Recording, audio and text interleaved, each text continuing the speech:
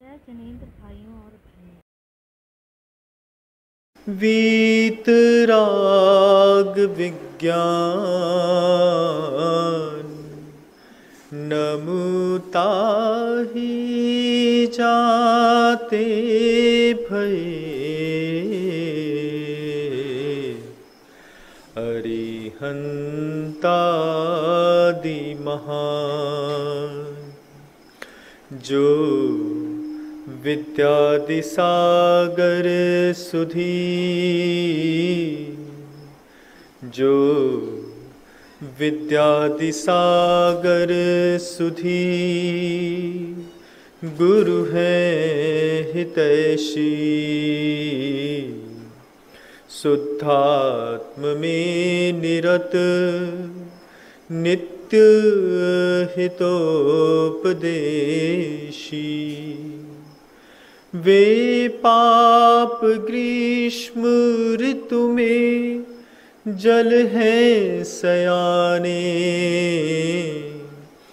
पूजूं उन्हें सतत केवल ज्ञान पाने पूजूं उन्हें सतत केवल ज्ञान पाने। अहिंसा परमो धर्म की परम पूज्य आचार्य भगवंत गुरुदेव श्री विद्यासागर जी मुनि महाराज की समस्त मुनि संघ की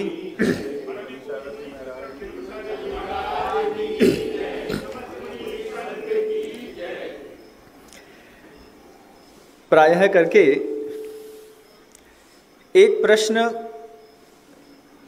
प्रत्येक मानस पर बार बार उभरता है और लोग मुनि महाराज से आकर के उस प्रश्न को पूछते भी हैं, जायज है पूछना।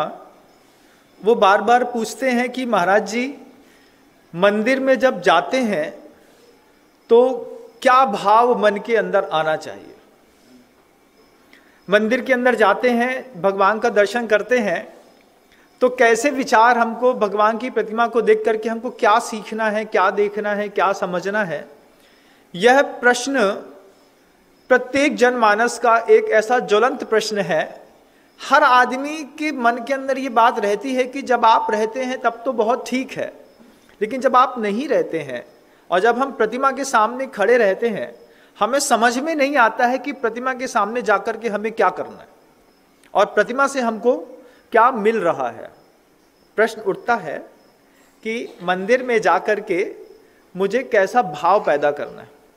इसका यही प्रश्न जब पूज्य गुरुवर के सामने किसी ने रखा तो गुरुदेव जो बात कहते हैं कि वो कहते हैं कि मंदिर के अंदर जाकर के आप जिनबिंब के सामने खड़े हो गए, अब मंदिर में भगवान के सामने खड़े होकर के आप हाथ जोड़ करके खड़े होकर के अगर स्वयं में ये संबोधन अपने आप को दें, स्वयं से कहना है कि भगवान, जो दुख आपको दुख नहीं लगा, मुझे ऐसी शक्ति दो कि वो दुख मुझे भी दुख न लगे।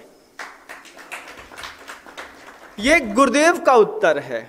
गुरुदेव कहते हैं कि जो दुख आपको दुख नहीं लगा, भगवान को क्या दुख नहीं लगा? संपत्ति को छोड़ना प्रभु को दुख में नहीं लगा, पत्नी को छोड़ना प्रभु को दुख में नहीं लगा, शरीर को छोड़ना प्रभु को दुख में नहीं लगा, संसार छोड़ना भी प्रभु को दुख में नहीं लगा। गुरुदेव कहते हैं कि बस प्रभु के सामने, तीर्थंकर की प्रतिमा के सामने खड़े होकर के बार बार भगवान से, तीर्थंकर से आंख खोल करके बोलो, प्रभु जो दुख आपको दुख नहीं लगा, बस मुझे वो शक्ति दे दो कि वो दुख मुझे भी दुख ना लगे।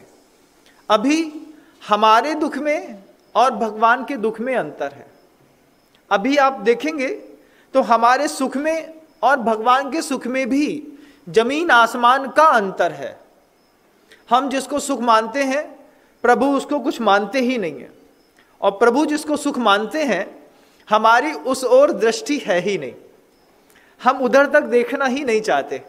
हमने अपने सुख और दुख की परिभाषा खींच ली, संसार में बने रहने का सबसे बड़ा कारण हमारा यही है बंधुओं, कि हमने मंदिर जी के अंदर जाकर के जिनबिंब की पूजा तो खूब की, लेकिन जिनबिंब से कुछ पूछा नहीं। मंदिर गए, अभिषेक कर लिया, शांति धारा कर ली, द्रव्य चढ़ा लिया, सब कर लिया, ये भी सम्यक्त की उत्पत्ति का कारण था।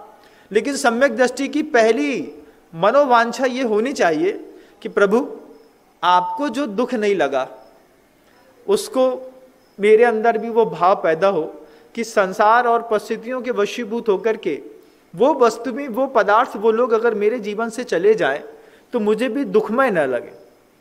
18 करोड़ घोड़े, 84 लाख हाथी छोड़ने के बावजूद उनके मन के अंदर तनिक भी संकलेश नहीं है, इतना सा भी संकलेश नहीं है उनके अंदर कि मैं पीछे 18 करोड़ घोड़े, पूरे 14 रत्न, 7 चेतन 7 अचेतन छोड़ करके आया, मैं चक्रवर्ती हूं, मैं तीर्थंकर हूं, मैंने पूरी सृष्टि छोड़ी।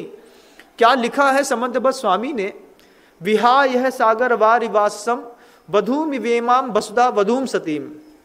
आदिनाथ भगवान की स्तुति करते वक्त लिखा है कि ये पूरी पृथ्वी भगवान कुमारी कन्या के जैसे आपको पाने के लिए लालायित थी, और उसको विहाय यह सागर वारिवासम, और धरती से लेकर के समुद्र पर्यंत तक का जितना भी भोग पदार्थ था वो सब आपके चरणों पर आने के लिए लालायित था। लेकिन आपने इसको सुख ना समझा, किसी और सुख की आकांक्षा, और जिसको आपने सुख समझा था उसके लिए आपने पूरी धरती छोड़ दी।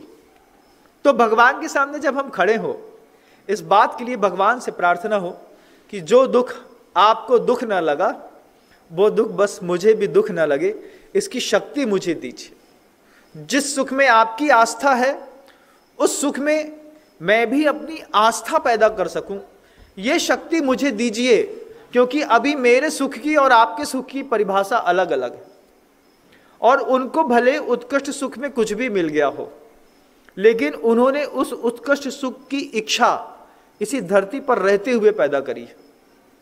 ऐसा नहीं कि साधना करने के बाद साधना के चरमोत्कर्ष पे उनको वो सुख का दर्शन हुआ है, उस वक्त तो उनको सुख की प्राप्ति हुई है साधना के चरमोत्कर्ष को प्राप्त करने के बाद, लेकिन सुख का दर्शन उनको मनुष्य की पर्याय में धरती पर रहते रहते हो गया। रहते रहते उन्होंने अपनी पूरी धारणा बदल ली कि ये मेरे सुख का साधन नहीं हो सकता, और वो किसी एक अभूतपूर्व सुख की खोज में यहां से बाहर निकल गए। ये पहला प्रश्न है। मैं मानता हूं कि ऐसा मैं सोचता हूं कि जब दूर तक आवाज जाती है और जनमानस इस बात को सुनता है तो वो इस बात से अपनी विचारधारा को भी बदलेगा।